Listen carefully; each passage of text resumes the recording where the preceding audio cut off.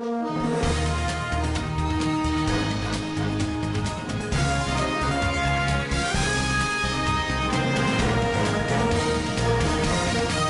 मित्रांनो, आपल्या सर्वांच्या स्वयंपाकघरात एक अशी वस्तू आहे जी रोज वापरात असते, पण तिची खरी ताकद आपल्याला माहीत नसते.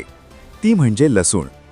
आजच्या या व्हिडिओमध्ये आपण पाहणार आहोत लसणाचे औषधी गुणधर्म, संसर्गापासून कसा बचाव करतो लसूण, यकृत आणि पचन संस्थेसाठी लसूण किती उपयुक्त आहे आणि लसूण नेमका कसा वापरायचा. तर व्हिडिओ शेवटपर्यंत नक्की पहा.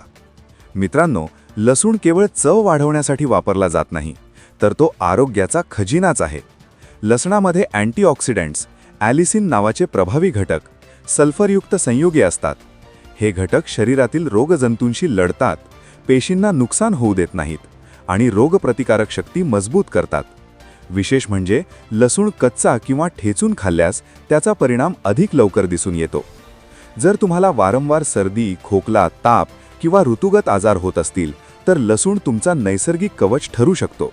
लसणाचे नियमित सेवन केल्यास सर्दी जुकामापासून संरक्षण मिळते, पांढऱ्या रक्तपेशी सक्रिय होतात, शरीर संसर्गाशी अधिक प्रभावीपणे लढते.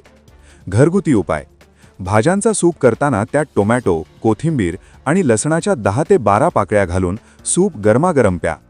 डाळीत लसणाची फोडणी देणे आणि लसूण, आले, टोमॅटोसोबत शिजवून खाणे हेही अत्यंत फायदेशीर आहे.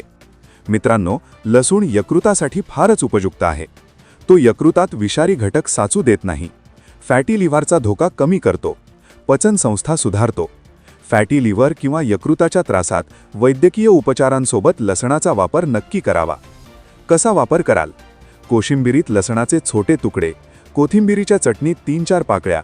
रोजच्या स्वयंपाकात नियमित वापर. यामुळे पोट फुगणे, अपचन आणि आतड्यांचे त्रासही कमी होतात. मित्रांनो, लसूण वापरणे अगदी सोपे आहे. दररोज 1 पाकळी लसूण खा.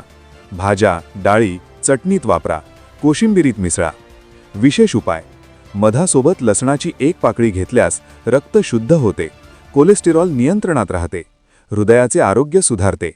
लक्षात ठेवा, लसूण औषधांचा पर्याय नाही, पण तो आरोग्य सुधारण्यासाठी एक प्रभावी नैसर्गिक उपाय नक्की आहे. तर मित्रांनो, आजपासून लसूण केवळ चवीसाठी नाही तर आरोग्यासाठी वापरा. जर हा व्हिडिओ उपयुक्त वाटला असेल तर लाईक करा, शेअर करा आणि अशाच आरोग्यविषयक माहितीकरिता चॅनलला सबस्क्राईब करा. पुन्हा भेटूया अशाच एका उपयुक्त व्हिडिओसोबत. तोपर्यंत निरोगी रहा, आनंदी रहा.